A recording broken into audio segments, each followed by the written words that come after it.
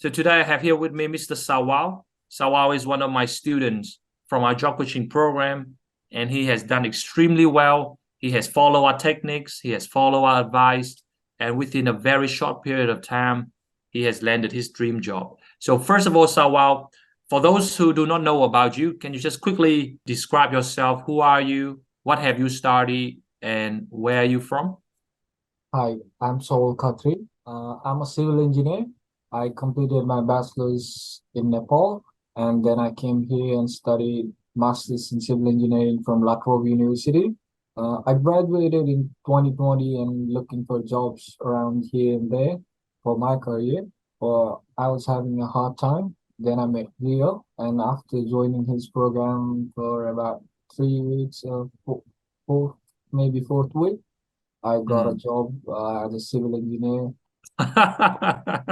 Well done. If Sawal can do it, that's a good news for everybody. If Sawal can do it, everyone can do it because he just followed the right advice. That's what I did. Now, Sawal, let's bring it back a little bit, right?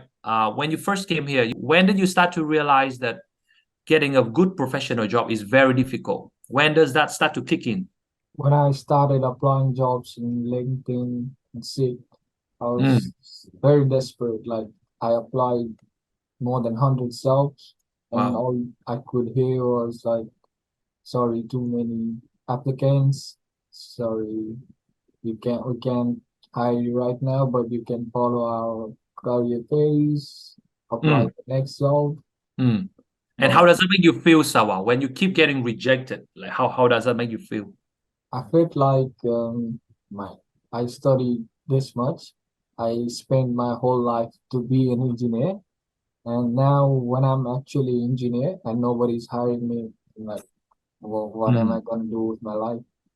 I was frustrated. Yes, I got you. So it must be very hard. It must be very disappointing and upsetting, right? For you. So when you applied, did they tell you why they say no to you? Did they give you any reasons why they didn't hire you? not particularly, but they would normally say too many applicants. We can take you to next level. We can invite you to interview. Talking about the job you were doing before, what sort of odd job were you doing in Australia? I started as a cleaner, then I did the carpet cleaning as well. At the end, like, it's not what I studied for. And then I went to a 5-star hotel. My job was basically doing handyman's job, like painting and stuff. It was not what I was made to be. I should resign this job, start hunting the job from day one. Wow. Applied everywhere, anywhere. I called too many people. Nothing happens. Nothing happened. Nothing happened. And then Leo show up, right? And then Leo show up. And then the rest is history. All right. Yep. Good stuff. So now let's talk about the program itself, right? Like, when you've joined my program, I guess there's so many things, you have learned. But what do you think are the top 3 biggest takeaways that you can share with these guys here? What are the top 3 takeaways that you think, man, this changed everything for me? First thing, never give up. That attitude, you should have it. Like, you get rejected, to try again. You get rejected, try again, but never give up, because you're not selling yourself good. Because nobody knows that you're an engineer or an accountant until you tell them, I'm a civil engineer or I'm an accountant. And other thing, basically, it was like, for me, it was never giving up, and how to apply for jobs and where to apply for jobs. You'll know these 3 things, and if you follow Leo, you will get somewhere. Fantastic. Now, you talk about the sell yourself. That's what you were mentioning, the first point. I think that is important because that is something that nobody have taught you before this program, isn't it? How to sell yourself. No matter how good they are, if they can't sell themselves, nobody will hire them, right? So tell them how important is the elevator pitch we prepare for you, the pitch that I help you with. Did that help you in promoting yourself and selling yourself, the elevator pitch? Yeah, obviously. My story is, I called an employer after you prepared my elevator pitch. I called him and told him what was on my elevator pitch, and then he was like, I'm actually looking to hire a graduate like you. Would you like to join my company? Uh, that's like total two different words, dude. Beautiful. So the elevator pitch was really helpful because it gives you the confidence to sell yourself, right, to the Yes. employers. And the second thing you talk about is the way I teach you to approach the employer. Tell them about the cold call, how important it is for you to call employers. And I think that was a very useful technique for you to call the employers. If you don't call them, they won't know you. And the CVs, there are stacked piles of CVs there in their office. And if you don't call them, they won't even look at your CV. So the first thing you should do, call them. The so-called call is very important. Did you know how to cold call before our program? I didn't even know call the employer and apply. You don't Who even know do that? you can call. Now, one last thing, Sawal, is that also the third point you mentioned as well is how I told you that 90% of the jobs are not advertised. Remember that? Yeah. And can you tell everyone that how did that information really help you when I tell you most of the jobs are not online? How does that information help you out? So for first week, I was not convinced. I was still applying jobs. Oh, maybe LinkedIn, maybe Seek. Nah, Indeed is good. I was doing that. Then I thought, like, nah, it's not gonna work. It's not gonna work. No. And I started ringing the people who hires, the recruiters, whoever related to that company, and then you pick up the phone and call them. Good. And can you tell everybody that is the job you got, is it advertised? Nah, the job was not advertised. Absolutely. He was not even like he just said me, I was thinking to hire somebody. So it's meant to be, my brother. It's meant to be. It's Yes. meant to be. You hear that? It's meant to be. That's awesome. You guys hear what he said, guys? Is that awesome? Say yes, man. This is good stuff. And this is something that I told Sawal is that if you apply online, it's going to be very difficult.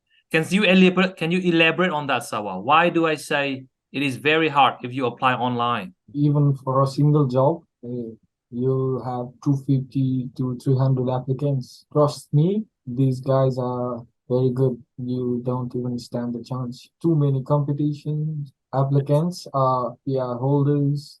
They have good visa. They have some experience as well, local experience as well.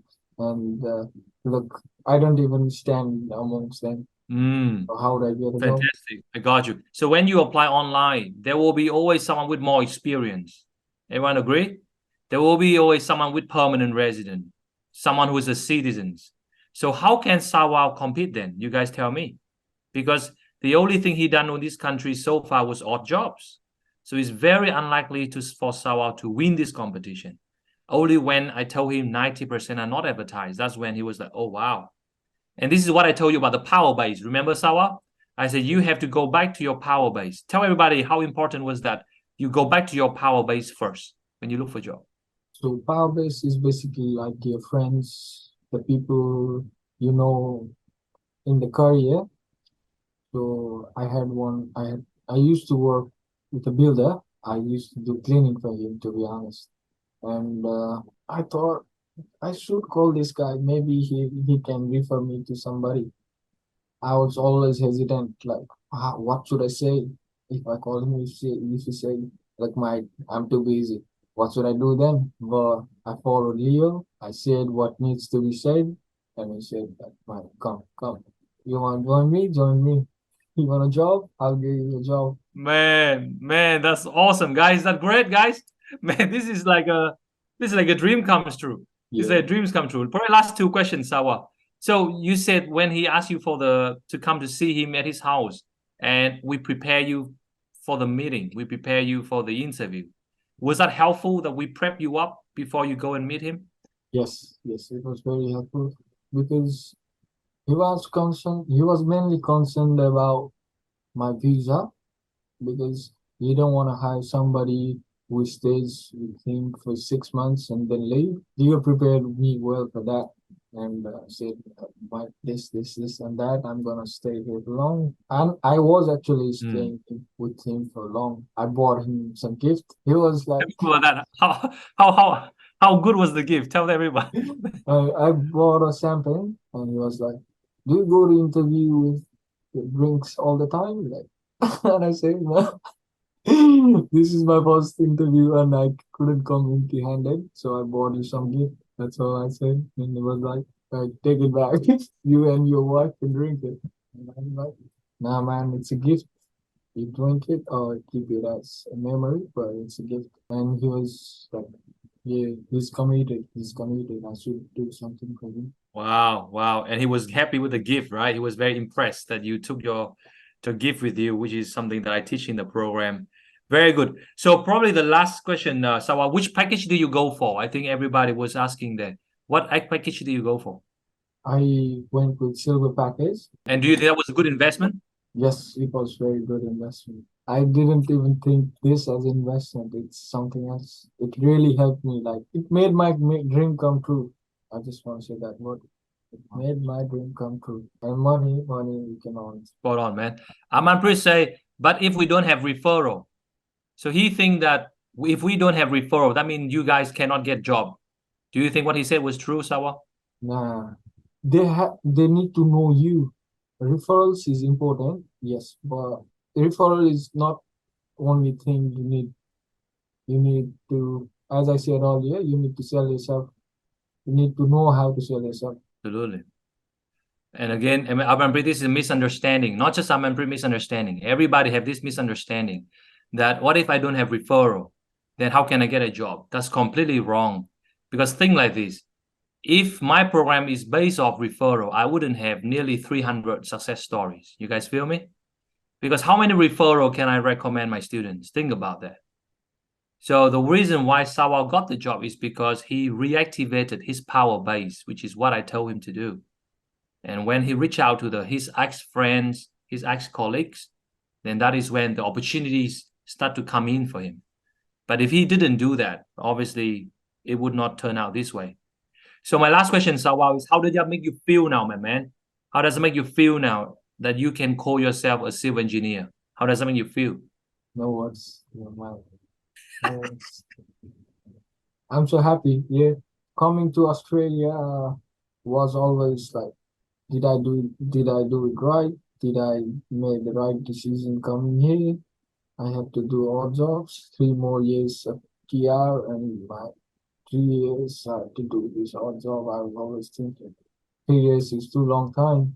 I did 2 years of odd jobs. Yeah. And 3 more years. I always want, like, when will this end? When can I go home? But now, yeah, it was a good decision. I will reach somewhere someday. Of course, my man, of course. And for those who are watching this, would you recommend them to join our program?